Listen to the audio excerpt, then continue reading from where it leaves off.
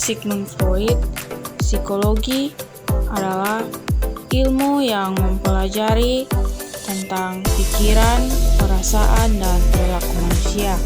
Freud berpendapat bahwa kepribadian manusia terdiri dari 3 struktur utama, yaitu yang pertama, ID atau Das Ich. Das Ich merupakan komponen kepribadian yang paling dasar, bersifat primitif dan tidak disadari.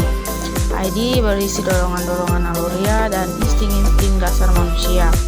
Yang kedua, ego atau Das Ich merupakan komponen kepribadian yang bertugas menegahi antara ID dan realitas eksternal.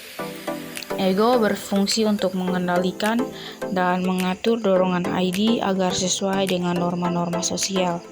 Yang ketiga, superego atau Das Über-Ich merupakan kepribadian yang berisi nilai-nilai dan aturan moral yang diperoleh dari orang tua dan masyarakat. Superego berfungsi untuk mengawasi dan mengendalikan perilaku agar sesuai dengan standar moral. Teori menurut Freud yang berikut adalah tingkat kesadaran dalam manusia.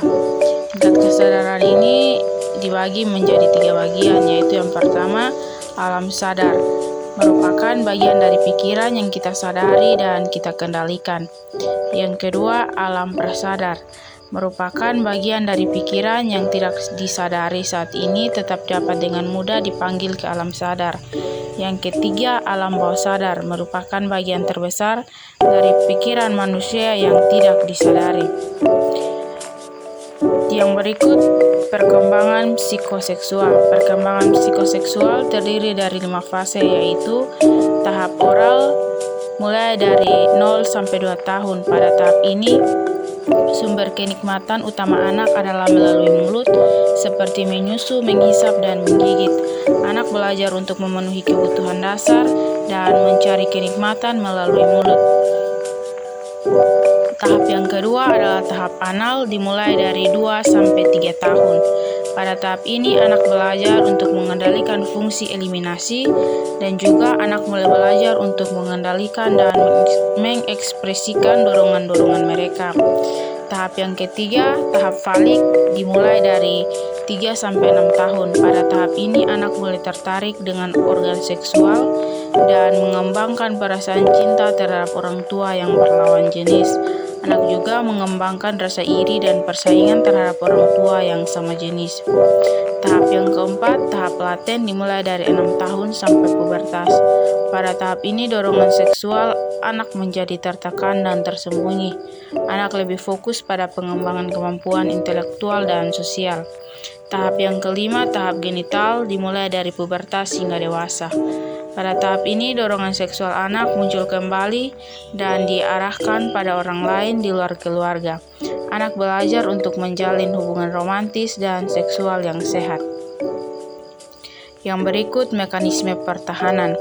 Mekanisme pertahanan dibagi menjadi 5 bagian. Yang pertama, represi adalah proses menekan atau menyingkirkan pikiran atau perasaan atau kenangan yang tidak menyenangkan atau mengancam ke alam bawah sadar.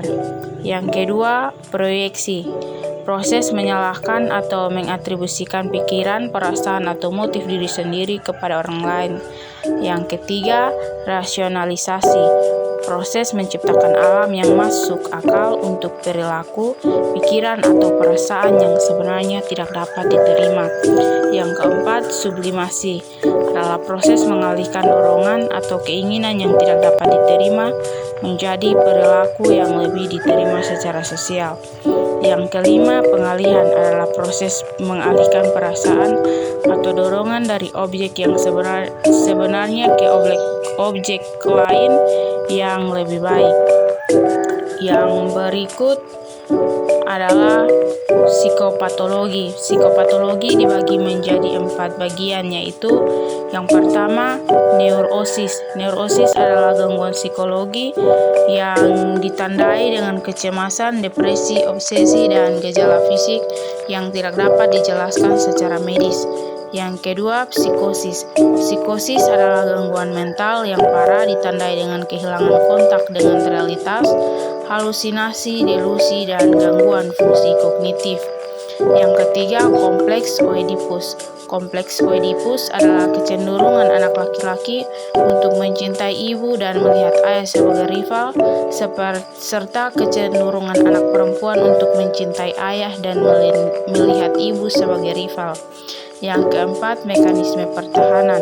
Mekanisme pertahanan adalah strategi bawah sadar yang digunakan ego untuk melindungi diri dari kecemasan dan konflik psikologis.